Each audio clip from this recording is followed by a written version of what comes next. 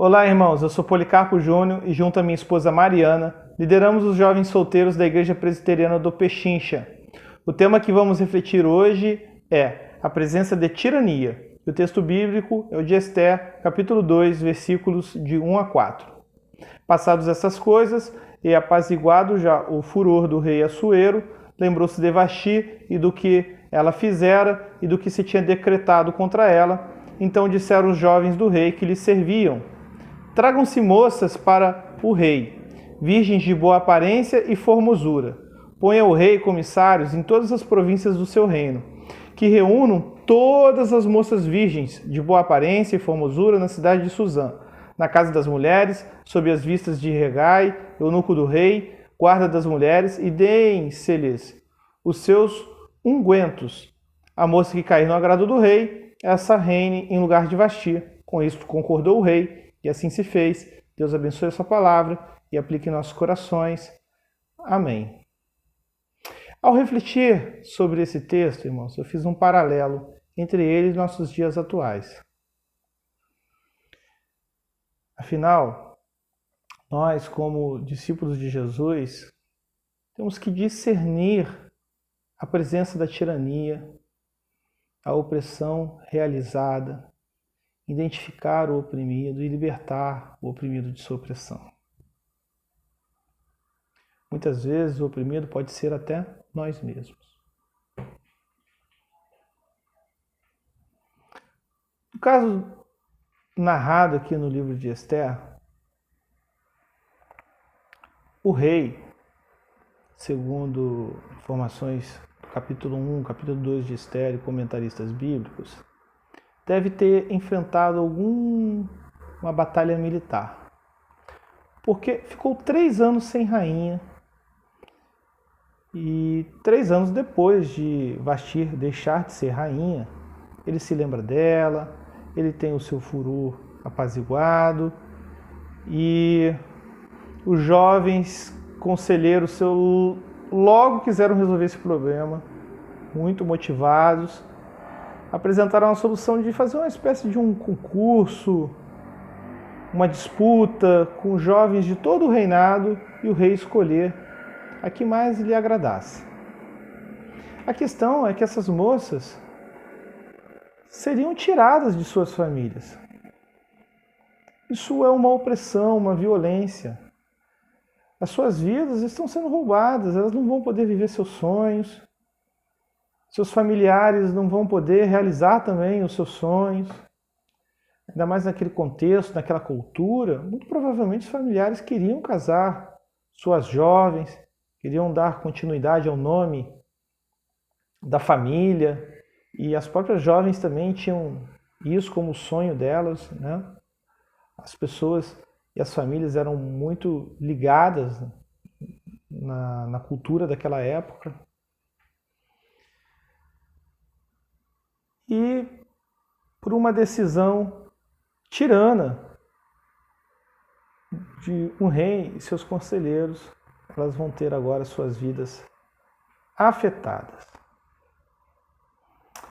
Nesse ano de 2020, meus queridos irmãos, como tivemos nossas vidas afetadas? Seja por políticos, empresários, toda a sociedade. Toda a sociedade, seja em suas escolhas econômicas, seja em suas escolhas sanitárias, fazendo que muitas vezes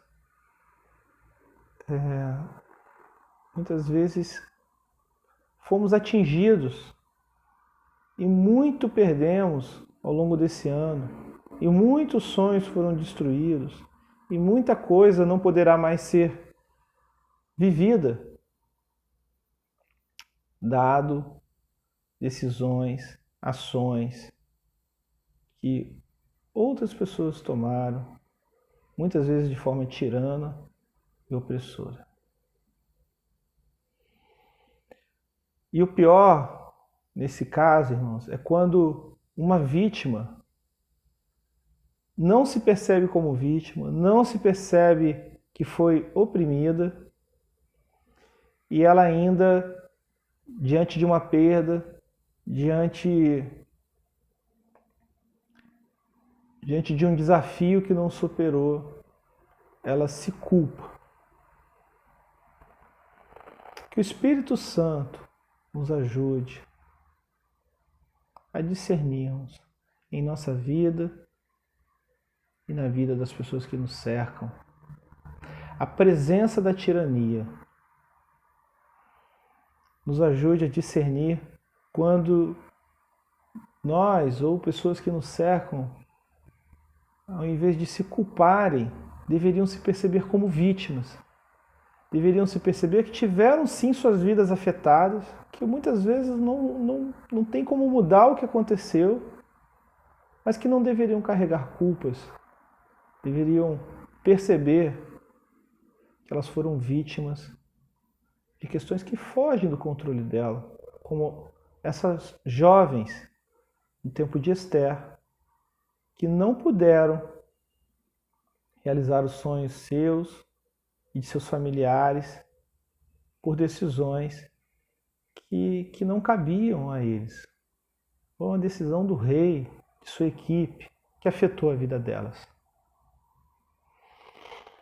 Mas o grande desafio é, assim como Esther, que apesar de vítima,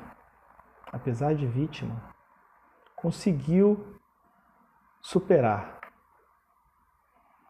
Ela vivenciou o Salmo 84, 5, 6. Bem-aventurado o homem cuja força está em ti, em cujo coração se encontram os caminhos aplanados, o qual, passando pelo vale árido, faz dele um manancial de bênçãos, o cobre a primeira chuva.